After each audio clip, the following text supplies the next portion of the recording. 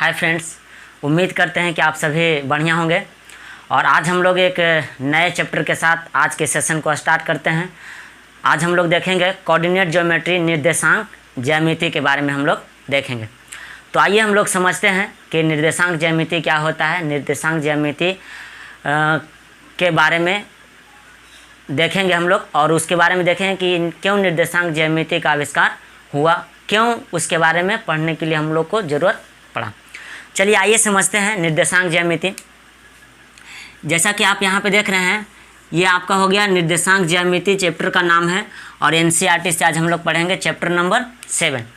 चलिए आइए समझते हैं कि निर्देशांक ज्यामिति क्या होता है। सबसे पहले दोस्तों यहाँ पे हम लोग समझ लेते हैं कि एक तल पर, किसी तल पर दो बिंदु के बीच की दूरी को ज्ञात करने के लिए हमें कम से कम दो अक्षों की ज़रूरत पड़ती है। आइए समझते हैं कि अक्ष क्या होता है।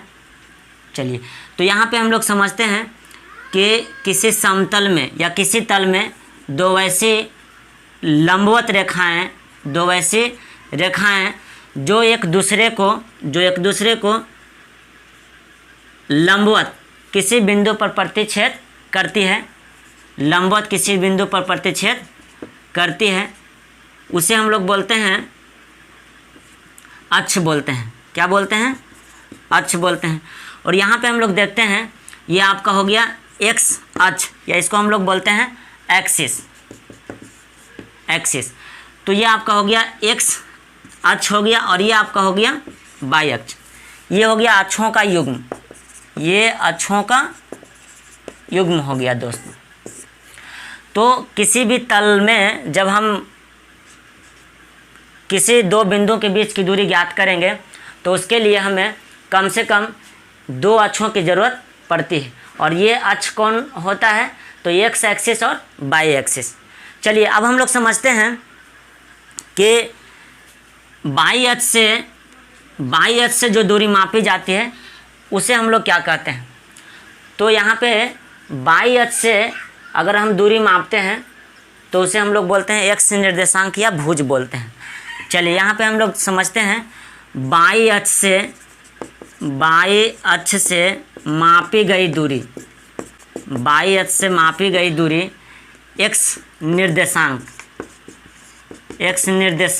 या भुज कहलाता है, भुज कहलाती है। चलिए उसके बाद यहाँ पे हम लोग, ये तो हो गया ये वाला कि वाई अक्ष से जो भी दूरी मापेंगे, यानी कि या तो इधर या तो इधर, उसको हम लोग क्या बोलेंगे?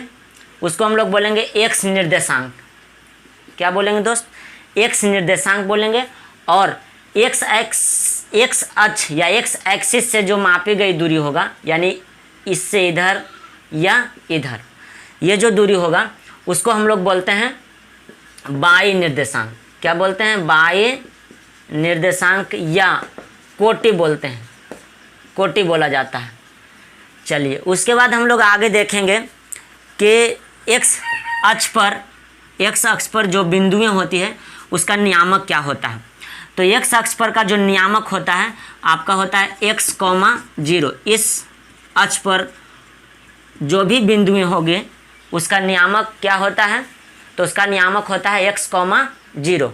और वाई अक्ष पर जो भी नियामक होगा, वाई अक्ष पर जो बिंदु होगा उस बिंदु का जो नियामक होगा दोस्तों वो होगा 0, वाई। और यहाँ पे हम लोग एक चीज़ और समझेंगे कि मूल, ये हो गया आपका मूल बिंदु, ये आपका हो गया मूल बिंदु, इसको बोलते हैं ऑरिजिन। तो मूल बिंदु का नियामक जो होता है, मूल बिंदु का नियामक जो होता है वो होता है दोस्तों 0, होता है। मूल बिंदु का नियामक होता है 0, 0। चलिए उसके बाद हम लोग देखते हैं यहाँ पे, और इसको अच्छा से समझते हैं। उम्मीद करते हैं कि आप लोगों को समझ में आ रही होगी। चलिए तो यहाँ पे हम लोग क्या देखें कि यहाँ पे चलिए लिखते हैं बारी बारी से। एक्स अक्ष पर के बिंदु का नियामक के बिंदु का नियामक जो होता है वो होता है x, 0 और बाई अक्ष पर के बिंदु का नियामक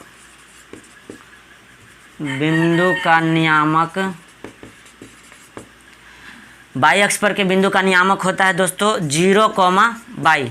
और यहाँ पे एक चीज़ और समझते हैं, यहाँ पे हम लोग समझते हैं कि जब भी किसी बिंदु का नियामक लिखना होता है तो x, बाई लिखते हैं। ये हो गया किसी बिंदु का नियामक लिखते हैं, तब ये आपका हो गया किसी बिंदु का नियामक जब लिखेंगे तो x, बाई लिखते हैं। और यहाँ पे हम समझते हैं कि x अक्ष पर के बिंदु का नियामक होगा x, 0 और बाई अक्ष पर के बिंदु का नियामक होगा 0, बाई।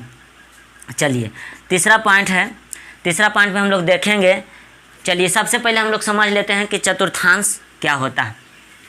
तो ये जो x एक्सिस और बाई एक्सिस से जो भाग बनता है उसको हम लोग बोलते हैं चतुर्थांश बोलते हैं।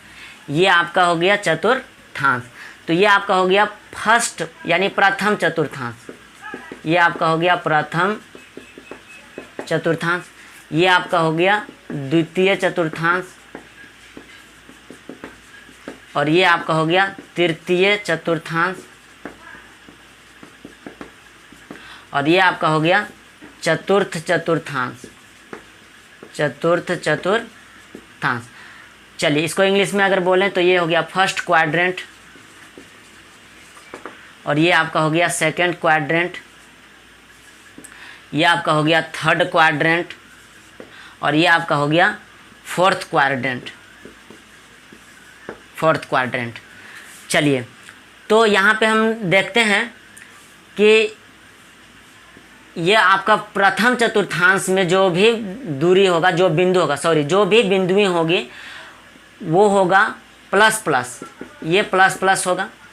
और द्वितीय चतुर्थांश में जो भी बिंदुएं होगी उसका नियामक होगा माइनस और प्लस।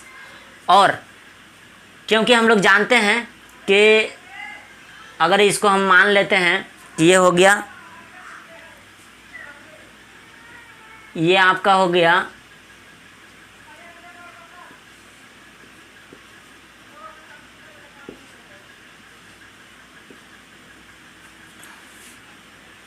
इधर, चूँकि हम लोग जानते हैं कि ये होता है प्लस इधर होता है, इधर मापी गई दूरी इधर होता है माइनस। मान लिया जाए ये संख्या रेखा, तो संख्या रेखा में क्या होता है कि इधर प्लस होता है, इधर माइनस होता है, ऊपर प्लस होता है और नीचे माइनस होता है। तो यहाँ पे हम लोग देख सकते हैं कि ये पहले x, बाई होता है, तो x, बाई होता है तो ये वाला भी प्लस यानी x वाला प्लस होगा और बाई वाला भी प्लस, इसलिए प्लस दोनों। चलिए सेकंड क्वाड्रेंट में हम लोग देखेंगे ये आपका हो जाएगा माइनस और ये आपका हो जाएगा प्लस। थर्ड क्वाड्रेंट यानी तृतीय चतुर्थांश में हम लोग देखेंगे तो तृतीय चतुर्थांश में ये भी आपका माइनस हो जाएगा और ये आपका माइनस, यानी कि ये आपका हो जाएगा माइनस। चलिए फोर्थ क्वाड्रेंट में हम लोग देखेंगे तो फोर्थ क्वाड्रेंट में क्या होता है, ये प्लस हो गया और ये आपका हो गया माइनस, यानी कि प्लस और माइनस। चलिए अब यहाँ पे हम लोग देखते हैं, यहाँ पे हम लोग समझते हैं, यहाँ पे हम लोग समझते हैं कि प्रथम पाद भी बोल सकते हैं, प्रथम चतुर्थांश भी बोल सकते हैं।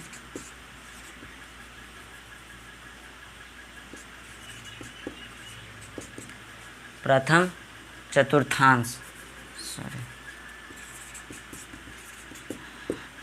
चतुर्थांश में स्थित बिंदु का नियामक, प्रथम पाद या प्रथम चतुर्थांश में स्थित बिंदु का नियामक जो होता है वो आपका हो जाएगा प्लस, यानी x, बाई, ये भी प्लस और ये भी प्लस। चलिए उसके बाद आपको फोर्थ में देखेंगे द्वितीय चतुर्थांश। चलिए यहीं पे समझ जाते हैं, ये आपका हो जाएगा -x और प्लस बाई। और तृतीय चतुर्थांश में आपका हो जाएगा x भी माइनस और ये भी माइनस। चलिए चतुर्थ चतुर्थांश में आपका हो जाएगा प्लस x और माइनस y।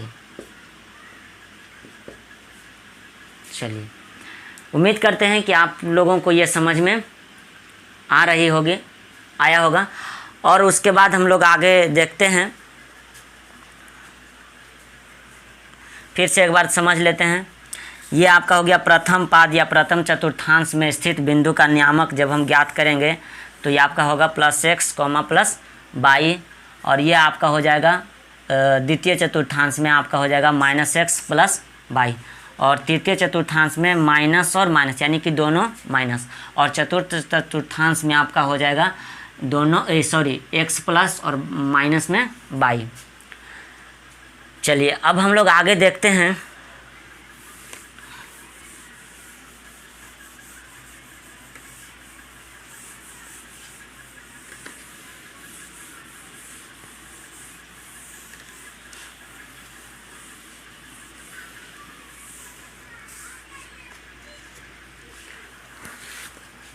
आगे हम लोग देखते हैं दूरी सूत्र, डिस्टेंस फार्मूला।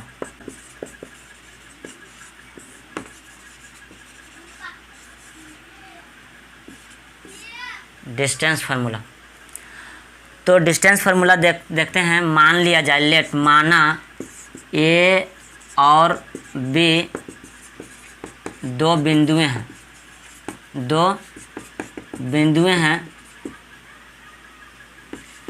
तो उसके बीच की दूरी निकालने के लिए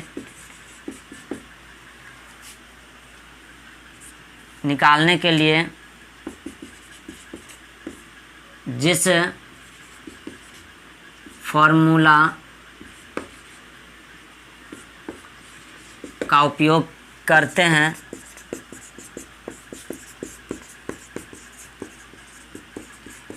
उसे हम लोग क्या बोलते हैं, दूरी सूत्र बोलते हैं। दूरी सूत्र कहते हैं। आइए समझते हैं दूरी सूत्र क्या होता है। जैसे दोस्तों यहाँ पे एक बिंदु है ए और दूसरा बिंदु है बी, और ये दोनों बिंदुओं के बीच की दूरी हमको ज्ञात करना है। तो यहाँ पे ये आपका हो गया ए और ये आपका हो गया बी। चलिए इसका नियामक मान लेते हैं x, y नहीं, x1 और y1, और ये आपका हो जाएगा x2, y2। तो यहाँ पे फॉर्मूला क्या होता है इसका, ए और बी के बीच की दूरी यानी ए बी जो होगा वो आपका हो जाएगा अंडर रूट। देखिए अभी हम इसको सिद्ध नहीं कर रहे हैं, हम यहाँ मोटा मोटी जानने की कोशिश करेंगे फॉर्मूला के बारे में से। चलिए तो इसका फॉर्मूला क्या होता है, इसका फॉर्मूला होता है x1 माइनस x2 का whole square plus y1 minus y2 का होल स्क्वायर। दोस्तों यहाँ पे एक चीज़ और आप लोग को बता देना चाहेंगे, यहाँ पे बुक्स में जो फॉर्मूला है वो आपका ऐसे होता है। ए बी का डिस्टेंस फार्मूला जब निकालेंगे तो ये आपका हो जाएगा x2 माइनस x1 का whole square plus y2 minus y1 का होल स्क्वायर। ये आपका फॉर्मूला होता है। तो घबराने की ज़रूरत नहीं है, ये भी फॉर्मूला सही है और ये भी आपका सही है। चलिए लेकिन उससे पहले हम लोग और एक चीज़ समझेंगे।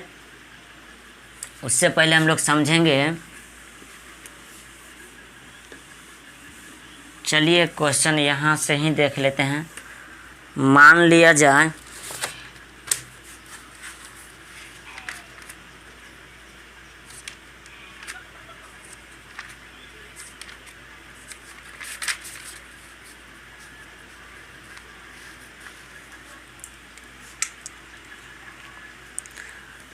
मान लिया जाए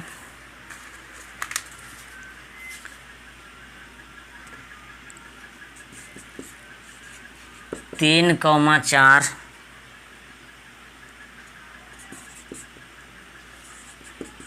8, 12 जैसा कि आप देख रहे हैं दोस्त, मान लेते हैं कि दो बिंदु हैं, पहला ए है और दूसरा आपका बी है। तो ये दोनों के बीच की दूरी ज्ञात करना है। यहाँ पे ए का नियामक आपका दिया हुआ है 3,4 और बी का नियामक आपका दिया हुआ 8,12। चलिए तो यहाँ पे देखते हैं, ये आपका हो गया, जैसे यहाँ पे फॉर्मूला है, इसको मान लेते हैं x1, ये कॉमा y1 हो गया आपका। चलिए यहाँ पे आपका हो गया b, तो इसको मान लेते हैं x2 कॉमा y2। चलिए उम्मीद करते हैं कि ये चीज़ आपको समझ में आया होगा। बहुत आसान है दोस्त, घबराने की ज़रूरत नहीं है। अगर आपको कहीं भी दिक्कत होगा तो आप कमेंट बॉक्स में कमेंट करके पूछ सकते हैं, कोई दिक्कत नहीं है। चलिए अब हम लोग यहाँ पे समझते हैं, फार्मूला का इस्तेमाल करते हैं और दूरी सूत्र का इस्तेमाल करके दूरी ज्ञात करते हैं। चलिए तो यहाँ पे फार्मूला लगाएंगे ए बी। जैसे देखिए क्या होगा, अब यहाँ पे हम लोग ए बी के बीच की दूरी निकालना है, मतलब ए बी निकालना है। तो यहाँ पे क्या हो जाएगा, फार्मूला लगेगा x1 माइनस x2 का whole square plus y1 minus y2 का होल स्क्वायर। चलिए अब यहाँ पे क्या करेंगे, लगाएंगे x1 की जगह पे रख देंगे 3 माइनस x2 की जगह पे आपका हो जाएगा 8 का होल स्क्वायर प्लस y1 की जगह पे आपका हो जाएगा 4 माइनस y2 की जगह पे आपका हो जाएगा 12 का होल स्क्वायर। चलिए उसके बाद आगे हल करते हैं। यहाँ पे आपका 3 में से 8 घटेगा, यानी 3 में से 8 घटाएंगे तो आएगा -5 का स्क्वायर प्लस 4 में से 12 घटाएंगे तो आएगा -8 का होल स्क्वायर। अब यहाँ पे आपका हो जाएगा 5 × 5 = 25 माइनस माइनस 2 बार में प्लस हो जाएगा और माइनस माइनस 2 बार में प्लस 8 × 8 = 64। चलिए अब उसके बाद इसको जोड़ेंगे तो क्या हो जाएगा, जोड़िए 5 × 4 = 9, 6 × 4 = 10, 5 × 4 = 9, 6 × 2 = 8 होगा, 89 आपका हो गया। तो ये आपका हो गया अंडर रूट में 89। इसका पूरा वर्गमूल नहीं निकलेगा दोस्त। चलिए ये आपका हो गया इतना इकाई, दिस इज योर आंसर। ये आपका हो गया आंसर। चलिए उम्मीद करते हैं कि आप सभी समझ गए होंगे और इसी तरह से बहुत सारा क्वेश्चंस है जो आप बना सकते हैं। जैसा कि आप यहाँ पे देख सकते हैं, क्वेश्चन हम आपको देते हैं, ये आप अपने से बनाकर बताइएगा कमेंट बॉक्स में कि कौन कौन बनाने के लिए सीख गए हैं। चलिए आपका हो गया, ये आपका होमवर्क हो गया। चलिए ज़्यादा नहीं, एक क्वेश्चन मात्र देते हैं, -5,7। ये आपका हो गया, ए का नियामक दिया हुआ है और आपका दूसरा जो है बी का नियामक जो आपका है -1,3 है। ये आप लोग अपने से खुद से बनाइएगा। अगर आप लोगों से बन जाएगा तो हम समझेंगे कि आप लोग को समझ में आ गया है। तो दोस्तों अब नेक्स्ट वीडियो में हम लोग मिलेंगे, तब तक के लिए धन्यवाद, बाय बाय। लेकिन उससे पहले एक चीज़ हम लोग और देख लेते हैं। यहाँ पे बस छोटी सी चीज़ है जो एग्ज़ाम के लिए बहुत ही इम्पोर्टेंट है, चतुर्थांश रिलेटिव जो है। चलिए ये आपका मान लिया जाए, क्वेश्चन कभी कभी पूछता है कि बताइए यहाँ पे ए का नियामक क्या होगा। सपोज मान लिया जाए -2,3 है, तो क्वेश्चन पूछता है कि बताइए कि ये जो आपका है बिंदु ए वो किस चतुर्थांश में स्थित है। तो यहाँ पे दोस्तों घबराने की कोई ज़रूरत नहीं है। यहाँ पे आप क्या कर सकते हैं, देख सकते हैं, सिर्फ चिन्ह साइन को देख सकते हैं और उसके बाद ही आप यहाँ पे बता सकते हैं। तो जैसा कि हम बताए हैं आपको कि प्रथम चतुर्थांश में जब भी कोई पॉइंट्स आएगा, कोई बिंदु आएगा तो प्लस प्लस होगा, और सेकेंड क्वाड्रेंट में जब आएगा तो आपका माइनस और प्लस होगा, क्योंकि ये माइनस होता है और ये वाला प्लस होता है। और थर्ड क्वाड्रेंट में दोनों आपका माइनस होगा और फोर्थ क्वाड्रेंट में आपका प्लस होगा और माइनस होगा। चलिए अगर ये चीज़ आपके दिमाग में है तो घबराने की ज़रूरत नहीं है। चलिए अब हम लोग पता करते हैं कि ये जो ए बिंदु है वो किस चतुर्थांश में स्थित है। तो यहाँ पे देखेंगे ए यानी कि यहाँ पे माइनस और प्लस है, तो यहाँ पे देखते हैं कि माइनस और प्लस किस में, माइनस और प्लस, यानी कि आपका ए जो है इस क्वाड्रेंट में आपका है -2,3 यानी कि प्रथम चतुर्थांश में। तो जब आपका जवाब क्या हो गया, प्रथम चतुर्थांश, प्रथम चतुर्थांश। चलिए उसी तरह से अगर मान लिया जाए बिंदु पूछ दे कि बी 4,3 किस क्वाड्रेंट में, किस चतुर्थांश में, तो आपका जवाब होगा, आप बता सकते हैं कि यहाँ पे देखकर ये प्लस प्लस, तो प्लस प्लस किस, यानी इसका साइन भी प्लस और इसका साइन भी प्लस, तो किस चतुर्थांश में होगा, तो ये आपका होगा प्रथम चतुर्थांश। ये आपका हो गया 4,3 फर्स्ट क्वाड्रेंट में। उम्मीद करते हैं, चलिए उम्मीद करते हैं कि आप समझ गए होंगे। और चलिए एक उदाहरण और, यहाँ पे मान लिया जाए अगर -2, -3 है, तो आप बताइए किस चतुर्थांश में है। आप इस क्वेश्चन को आप देखिए और कमेंट बॉक्स में आप बताइए किस चतुर्थांश में। चलिए हम आपको बताते हैं अभी फ़िलहाल, ये देख सकते हैं माइनस और ये माइनस है, तो ये आपका कहाँ होगा, ये आपका होगा थर्ड क्वाड्रेंट में, क्योंकि यहाँ पे ये हो गया थर्ड, ये आपका हो गया सेकेंड, ये आपका हो गया फर्स्ट क्वाड्रेंट, ये आपका हो गया फोर्थ क्वाड्रेंट। तो यहाँ पे आप बता सकते हैं कि माइनस माइनस होगा तो कौन क्वाड्रेंट में आएगा, थर्ड क्वाड्रेंट में। तो आपका ये हो गया आपका थर्ड क्वाड्रेंट। चलिए ये आपका -2, -3 आपका थर्ड क्वाड्रेंट में। और फोर्थ क्वाड्रेंट में हम देखेंगे कि फोर्थ क्वाड्रेंट के लिए क्या होता है। सपोज मान लिया जाए अगर आपको दे दिया जाए 4,3, तो ये आपका हो जाएगा फोर्थ क्वाड्रेंट में, प्लस में 4 हो गया और माइनस में आपका 3 हो गया। उम्मीद करते हैं कि आप सभी को समझ में आया होगा। वीडियो को देखने के लिए धन्यवाद और ज़्यादा से ज़्यादा चैनल को सब्सक्राइब करें, ज़्यादा से ज़्यादा वीडियो को शेयर करें, लाइक करें।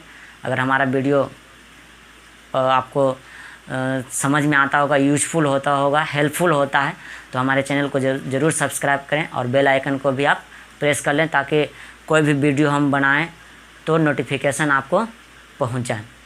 सो थैंक यू एंड धन्यवाद। जय हिंद साथियों।